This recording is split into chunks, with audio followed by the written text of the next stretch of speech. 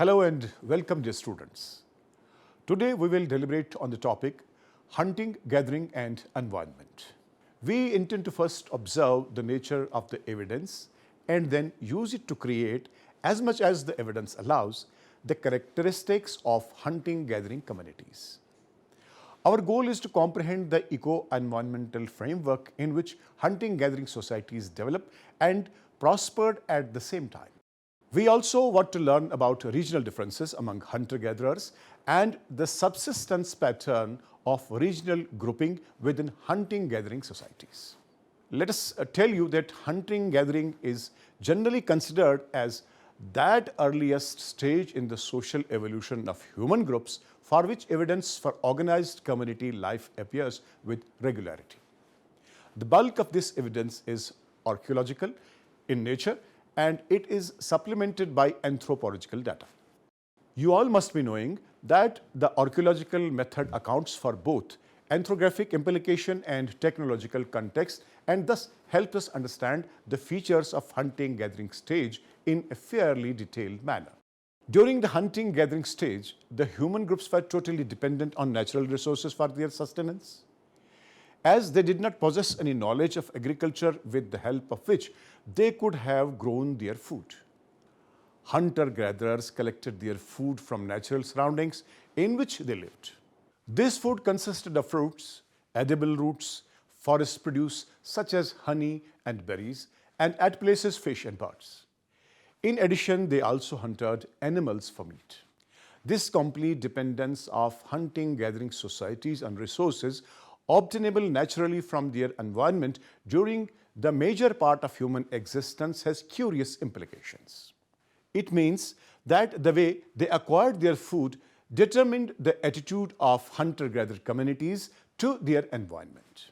This significant feature of the early human groups on the Indian subcontinent is that distinct social stages at different levels of cultural and technological development has often coexisted and survived for a long time. Regional differences have occurred as a result of varying climate and environmental factors. Despite regional differences, these communities have persisted as self-contained social units. In fact, this kind of interaction with the environment has given South Asian lifestyles a distinct character. So, the nature of evidence. The most plentiful material remains connected with hunting-gathering communities are stone tools and implements. In fact, the other material, if any, might have been of perishable type and therefore has not survived. Stone, being a hard, imperishable substance, has succeeded against all natural odds and has revealed to us the information are hunter-gatherers. This principal evidence is ably supplemented by the pictorial depictions made by hunting-gathering communities of later periods as well. These have survived on the walls, ceilings, etc. of the cave shelters that were seemingly used by these communities for living and sheltering purposes. The bulk of the evidence relates to stone tools and implements that were crafted by the contemporary people for their use. These tools were made of selectively chosen stone material. They were also crafted with a definite purpose and with an economy of effort and material both. The assemblage of these stone tools survive at specific locations that conform to one or more requirements of their manufacture. Besides the availability of suitable material, the other considerations were perhaps an abundant supply of water and food. The archaeologists unearthed this material evidence and related it with the cultural context of its assemblage so that the seemingly nude stone tools assume a vibrant character. The emergence of the Stone Age is generally attributed to the Pleistocene period that began at about 1.8 million years ago. We would have been lucky to possess material remains in a state of pristine preservation from such a remote past. But that was not to be. This remoteness has in fact been a disadvantage as environmental changes during the in-between period have disturbed the context of the stone tool assemblage. V.N. Mishra suggests that because of the length of time involved and the change in landscape and climate, most of the early sites have been either demolished or disturbed by natural and human agencies. Also, the contemporary biological material which could tell us about subsistence ecology, technology, structures, etc., has in most cases not been preserved. From the beginning of the Holocene, the preservation of both sites and biological materials is better. But in the final analysis, precise information for cultural and ecological reconstruction can come only from excavated primary archaeological sites. The number of such sites is, however, as yet very small. The cultural and ecological reconstruction of early human-gatherer societies which follows has therefore to be seen against the background of these limitations. The stone tool assemblage pertaining to the archaeologists have classified the hunting-gathering communities as belonging to two major stages of evolution: the Paleolithic stage and the Mesolithic stage, based on a set of noticeable differences between the two. Since stone tools and implements are the principal evidence providing leads into the social structures of the hunting-gathering communities, the evolutionary features apparent from these differences are of great value. They may help us understand at least the outer contours of hunting-gathering societies and their interchanges with their environments.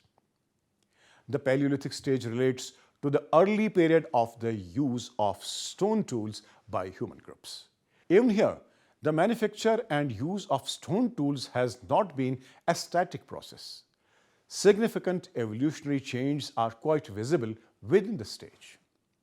As stated by Alkins, the Paleolithic industries of the Pleistocene can be divided into three major groups on the basis of the shape, size, and methods of manufacture of the principal artifact types. The lower Paleolithic is characterized by hand axes, clevers, chopping tools, and related artifact forms. Middle Paleolithic industries are characterized by smaller, lighter tools based upon flakes struck from cores, which in some cases are carefully shaped and prepared in advance. The Upper Paleolithic are represented by lighter artifacts and parallel-sided blades and burnies. It's clear that the sequential order of the three substages indicates a continuous process of technological development that must have adjusted with the contemporary environmental settings. The Mesolithic stage appear after the end of the Upper Paleolithic period. It is generally considered as a transitional phase between the Paleolithic period and the beginning of agriculture during the Neolithic period. There was rise in temperature and the climate became warm and dry. The climate change affected human life and brought about change in fauna and flora. The technology of producing tools also underwent change, and the stone tools of microlithic variety were used. Man was settled in the hunting-gathering stage, but there was a shift in the pattern of hunting from big game to small game hunting, and fishing and fowling also began to be practiced. These material and ecological changes are also reflected in rock paintings. Geographic expansions. The general agreement among the different schools of thoughts is that the early emergence of man in India belongs to the lower Paleolithic stage. The geographical expanses in which the stone tools belonging to this stage has been found runs over the entire country except a few areas. The region of the separate is mainly covered by the Siwalik Hills in northwest India and Pakistan and up to Chennai in south. The area from where stone tools of the lower Paleolithic stage have not been found mainly consists of Western Ghats and the adjoining coastal regions, Northeast India and the plains of the river Ganga. On the basis of their typology, the stone tools and implements of the lower Paleolithic stage have been classified into two technological traditions. the Sohanian and the Acheulean. The Sohanian tools mainly consist of choppers, flakes, and cores. The Sohanian tools were first reported from the Sohan River, which is a tributary of the Indus. The faunal remains from this deposit included the horse, buffalo, straight-tusked elephant, and hippopotamus, suggesting an environment characterized by perennial water sources, tree vegetation, and grass steppes. Acheulean tools mainly consist of clavers, hand axes, scrapers, and blades. The Acheulean tools have been found so extensively that it is suggested that the first effective colonization of the country was achieved by the makers of this Acheulean culture. The hunter-gatherer populations practicing this tradition were adopted to a wide variety of ecozones. These zones range from semi-arid western Rajasthan, Saurashtra, and Gujarat alluvial plains to subhumid, dry, as well as the moist, deciduous woodland zones of central India, the Deccan Plateau, Chota Nagpur Plateau, and the Eastern Ghats and the southeast coast. The difference is notable since it indicates a difference in the eco-environmental settings of the two traditions. Likewise, the absence of lower Paleolithic tools from a few regions also suggests a peculiar environmental setting not conducive for the growth of this stage. The reason for this concentration seems to be a favorable environment as adequate rainfall, giving rise to good vegetation cover, which in turn sustained a rich variety of wild animals. This also explains the absence of Acheulean sites from Western Ghats, Northeast India, and the Ganga Plains. In the Western Ghats and Northeast India, perhaps heavy rainfall resulted in the growth of such dense vegetation that human settlements became difficult. The absence from Ganga Plains is explained by the paucity of stone as raw material for making tools and implements. The next major change was the emergence of the Middle Paleolithic stage. The hunter-gatherers of this stage occupied largely the same regions and the same habitats as occupied by the Acheulean tradition. The only regions that showed sparse occupation were Western Rajasthan and the Mewar region and Gujarat plain. The Upper Paleolithic stage appeared accompanied with arid climate and sparse vegetation and animal life. This restricted the food resources of hunter-gatherers, and with the population might have also fallen, and in Eastern Ghats are noticed with more extensive occupations.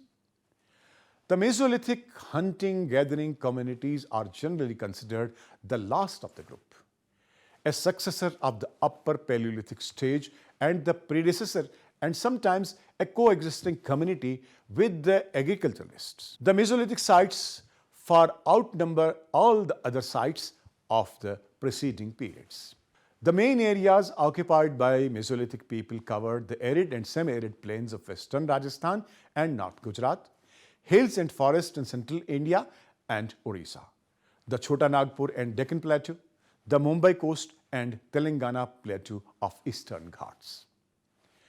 The forest-covered alluvial plains of the Ganga Valley were effectively colonized by the Mesolithic pioneers. Nearly 200 sites of this period have been located in the south-central part of the valley in Allahabad, Pratapgarh, Junapur, Mirzapur, and Varanasi districts.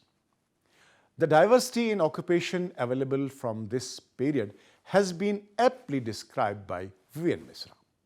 Mesolithic communities exploited the greater variety of habitats than their predecessors.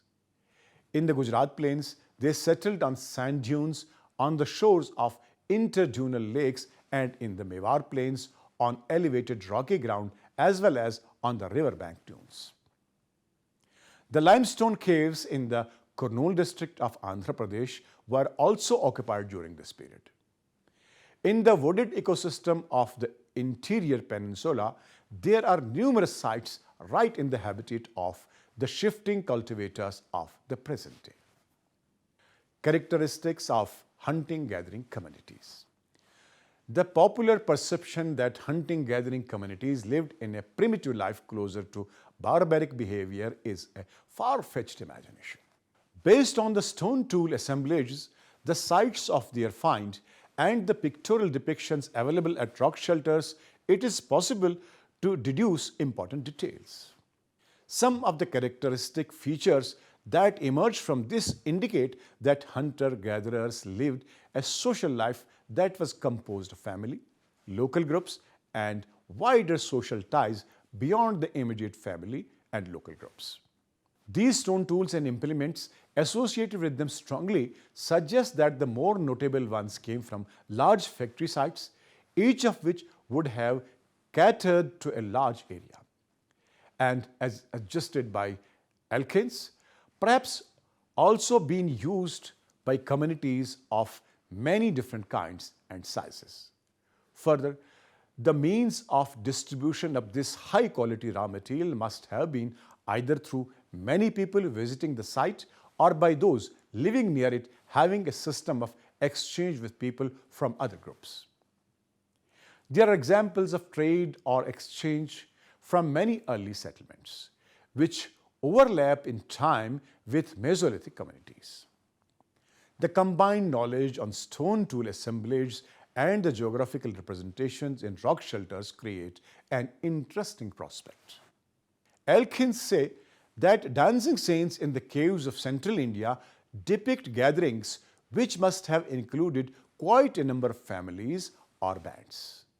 Occasions such as these are known to have provided hunter-gatherers in many parts of the world, including groups in central India, South African Bushmen, with the means of exchanging objects of interest and value and also strengthening wider social ties beyond the immediate family or local group. Therefore, it seems highly probable that they did so in the case of the Stone Age inhabitants of many parts of India.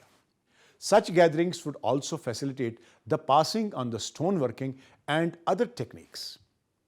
The stone tools of the Paleolithic period were used for different functions, which besides hunting and butchering also included shattering and breaking open bones for taking out the marrow. These tools were also used for digging the roots and tubers, and in some cases the making other tools as well. Several kinds of scrapers, points, and borers now came into vogue. The sites now preferred places which provide quartz and basalts be the basic raw material. Clearly, many of these tools were used for making spears, with the help of which the animals could be hunted from a distance. Pictorial depictions on the rocks clearly give scenes where animals were killed with the help of several spears thrown by the hunter-gatherers from distance without making a direct physical contact. The characteristics of the Mesolithic hunting-gathering communities are vividly presented in the pictorial depictions in the caves and rock shelters in the Vindhya region and Kaimur Hills. Women were also shown participating in cornering the game. Other food gathering activities shown in the paintings are collection of fruits, women carrying baskets full of fruits, honey collection, and using rubbers and coins. Another significant feature connected with this stage relates to the evidence on the mode of disposal of dead. The practice of burying their dead appears in the archaeological record for the first time from the Mesolithic age. Regional differences among hunter-gatherers and environmental perception. So the discussion till now must have made it clear to you that the hunting-gathering communities existing during the Paleolithic and Mesolithic stages were by no means homogeneous communities sharing in common all the characteristics. The surviving evidence, in fact, makes a strong case for the considerable regional variations among them, mediated largely by the interchange between the hunting-gathering communities and their specific environmental settings. In this section, we shall examine this interchange and shall make an attempt to delineate the consequent regional variation and environmental perceptions. In the lower Paleolithic stage, we have already noted that existence of two different standards of hunter-gatherers, the Sohanians and the Acheuleans, and their different environmental settings. Sohanians remained located in the valleys and the Himalayan flank, and the Acheuleans adapted to a wide variety of ecozones, and within these broad zones occupied microhabitats that show diversity. The campaign sites of Acheulean hunter-gatherers were located along lakes and pools in wide floodplains of shallow, meandering streams, on stable dune surfaces and on extensively exposed gravel beds, in rock shelters in central India, in the open, along perennial as well as seasonal streams. Similarly, the regional variations in Acheulean hunter-gatherers did also come about based on the raw material used for tool making. While quartz and quartzite were the most preferred material, use was also made of dike basalts as in western Maharashtra, and even limestone as in Karnataka, and coarse-grained granite as in northern Bundelkhand. The Middle Paleolithic stage developed at a time when glaciations in high northern altitudes were taking place. This had given rise to conditions of strong aridity in regions bordering the cold northern altitudes. Rajasthan, Mewar, and Gujarat had come under the spell of aridity and therefore show sparsely located sites belonging to the hunter-gatherers. An important point to remember here is that transport of raw material over long distances for tool making had come to be practiced even in rudimentary form. The hunting-gathering communities regularly visited the sites of tool factories from where they collected finished tools. The regional variation became more clearly discernible during the Upper Paleolithic stage as they got associated with some significant environmental changes in the Indian subcontinent. A major part of Rajasthan suffered from the drying of Himalayan drainage. Except for the northwestern corner of the state between Jaisalmer and Ramgarh, there developed sand deposits and sand dunes. Similarly, aridity engulfed the whole other northern and northeastern areas. The green environment not survived in the peninsular India.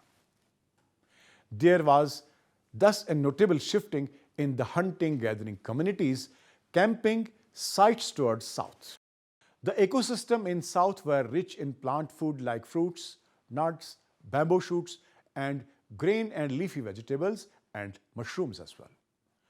Another significant feature of these sites is that some of them yield evidence of fishing, both riverine and marine, and the exploitation of other aquatic foods such as prawns, crabs, tortoise, etc. We shall briefly discuss here the principal sites belonging to these regional variants. Buddha Pushkar and Bagor are two most important sites from the Rajasthan area.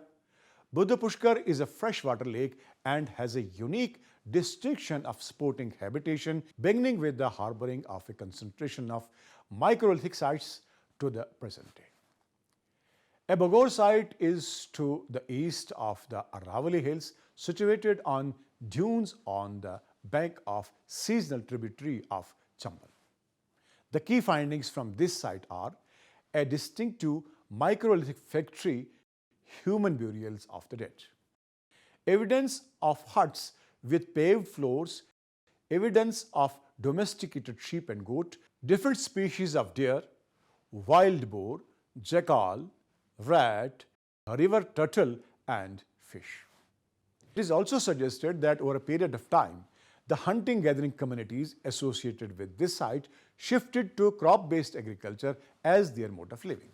Dear students, let me conclude today's lecture with the note that prehistoric societies of hunter-gatherers are studied on the basis of archaeological remains with the help of anthropological theories. From the Paleolithic age to the Mesolithic age, there seems to have been a shift from big animal hunting to small animal hunting and fishing. The prehistoric paintings give us insight into the economic, social, and cultural life of the people.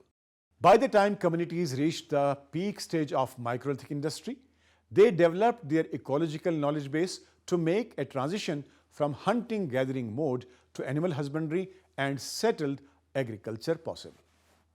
Thank you and goodbye.